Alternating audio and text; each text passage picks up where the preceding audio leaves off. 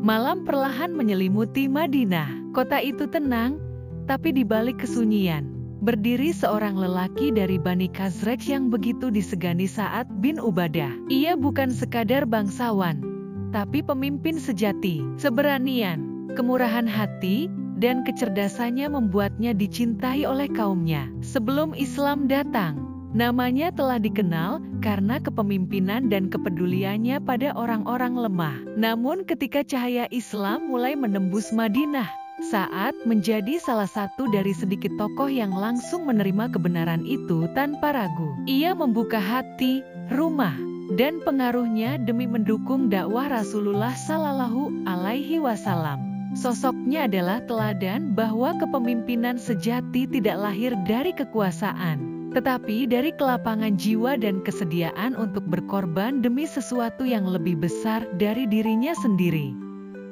Di malam sunyi di Mina, saat kebanyakan manusia tertidur, segelintir jiwa dari Madinah datang mendekat kepada Rasulullah Shallallahu Alaihi Wasallam. Mereka datang untuk menyatakan kesetiaan dalam sebuah janji suci, Bayat Akabah. Sayyidina Sa'ad bin Ubadah berdiri di antara mereka, menjadi suara kuat dari Bani Khazraj. Ia tidak hanya menyampaikan janji perlindungan kepada Nabi, tapi juga menyatukan suara dari dua suku besar yang sebelumnya saling berseteru, Aus dan Khazraj. Janji itu bukan janji kosong, itu adalah awal dari pengorbanan besar. Sayyidina Sa'ad, dengan keberanian dan ketulusannya, menjadikan dirinya fondasi awal terbentuknya masyarakat Islam di Madinah. Bayat itu menjadi momen penting yang menggambarkan betapa besar tekad seorang pemimpin Ansyar dalam mendukung misi kenabian dengan penuh keyakinan.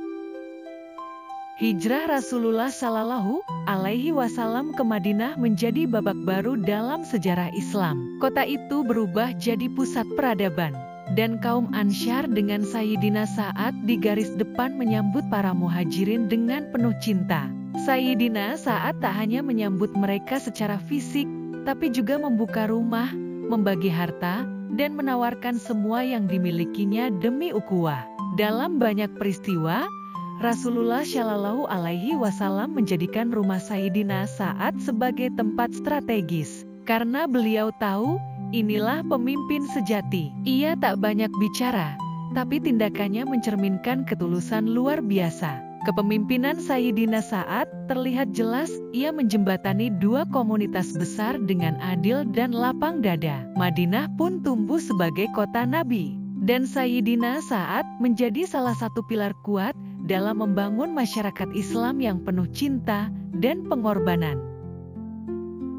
Saat Islam berkembang, kaum muhajirin mulai menempati banyak posisi penting. Bisik-bisik muncul di kalangan Ansyar, ada rasa tersisih. Di tengah gejolak itu, Sayyidina Sa'ad dipandang sebagai tokoh yang bisa menyuarakan perasaan Ansyar.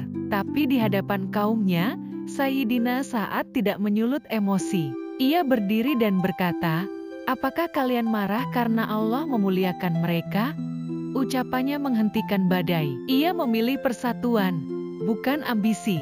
Kepemimpinan Sayyidina Sa'ad diuji bukan di medan perang, tapi di dalam hati, dan ia lulus dengan keikhlasan. Ia memahami bahwa menjaga ukhuwah lebih penting daripada mengejar kekuasaan. Itulah bukti sejati dari jiwa seorang pemimpin yang berani menenangkan ombak, bukan memanfaatkannya. Dan Sayyidina Sa'ad kembali menjadi penjaga keharmonisan, bukan penggugat sejarah. Ketika Rasulullah Shallallahu Alaihi Wasallam wafat, kekosongan kepemimpinan membuat kaum Ansyar mengusulkan Sayyidina Sa'ad sebagai khalifah. Namun Sayyidina Sa'ad tak mencari kekuasaan. Ia tahu, jika umat terpecah karena ambisi, maka semua yang diperjuangkan selama ini akan sia-sia. Maka ia memilih mundur dengan tenang. Itulah kemuliaan ia melepaskan peluang demi persatuan. Ia wafat jauh dari Madinah, namun namanya tetap harum dalam sejarah. Sayyidina Sa'ad bin Ubadah bukan hanya pemimpin Ansyar, tapi simbol keikhlasan dan keteguhan.